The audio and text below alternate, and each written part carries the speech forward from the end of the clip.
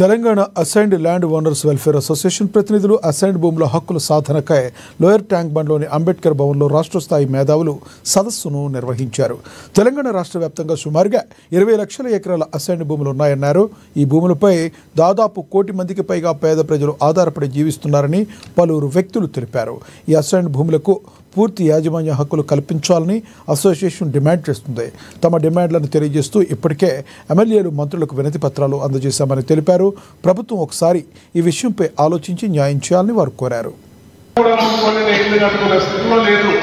మరి 1 కోటి మంది పేదవారిని కోటేశ్వరం చేసినట్టయితుంది. మరి ఇంతకుముందు గౌరవ ముఖ్యమంత్రి గారు మరి 1 కోటి మంది మహిళలకు కోటేశ్వరం చేసేటి ఒక స్కీమ్ తీసుకొస్తాని మరి చెప్పడం జరిగింది. మరి ఆ 1 కోటి మంది మహిళలకు కోటేశ్వరి చేసేటి స్కీమ్ తీసుకొస్తే మరి మేమందరం కూడా సంతోషిస్తాము.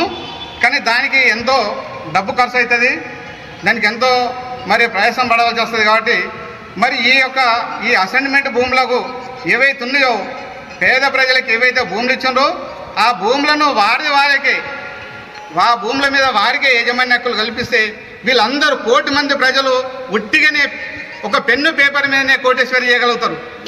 కాబట్టి మరి సీఎం గారు దీని విషయంలో చాలా ఆలోచన చేయాలి. ఈ విషయమై మేము ఒక 3-4 సంవత్సరాల నుంచి మరి గత ప్రభుత్వంలో కూడా మరి అందరికీ కూడా మరి మంత్రులకు, ఎమ్మెల్యేలకు మరి అందరూ కూడా వినతి పత్రాలు ఇవ్వడం జరిగింది. ఈ భూములకు యాజమాన్య హక్కులు కల్పించాలని. మరి ఈ ప్రభుత్వంలో కూడా మరి అందరికీ కూడా మన యాజమాన్య హక్కులు కల్పించాలని ఇప్పుడుండే మంత్రులకు అందరూ కూడా డిప్యూటీ సీఎం గారికి కూడా మేము వినతి పత్రం ఇవ్వడం జరిగింది. రాష్ట్ర ముఖ్యమంత్రి గారు కూడా అసైన్డ్ ల్యాండ్స్కు ప్రత్యేకమైన చట్టం చేసి 1977 చట్టంలో మార్పులు తీసుకొచ్చి ఎస్సీ, ఎస్టీ, బీసీ మైనార్టీలకు ఉన్నవాడి అసైన్డ్ ల్యాండ్, లావణ్య పట్టాలకు సంబంధించిన భూములకు శాశ్వత పట్టా ఇచ్చి ఆ కుటుంబాలను ఆదుకోవాలని చెప్పి ఈ యొక్క సమావేశం సందర్భంగా మీ అందరినీ కోరడం జరుగుతుంది. ముఖ్యమంత్రి గారు ఖచ్చితంగా దీనిపై నిర్ణయం తీసుకుంటాడని, దీనికోసం పోరాటం చేస్తున్న ఈ అసైన్డ్ ల్యాండ్ పట్టా పోరాట కమిటీకి మేమందరం కూడా మద్దతు ఇస్తున్నాము. వారితో పాటు మేము మనవి చేస్తున్నాము. భూమిపై ఆధిపత్యము కొన్ని కులాలకే ఉన్నది. ఆ కొన్ని కులాలకు ఆధిపత్యాన్ని తొలగించాలని చెప్పి నేను ఈ సభాముఖంగా కోరడం జరుగుతుంది. అట్లానే ఒక్కొక్క ఎమ్మెల్యేకు 600, 1000 ఎకరాల భూమి ఉంది. ఇవన్నిటి కూడా పేదలకు పంచాలి.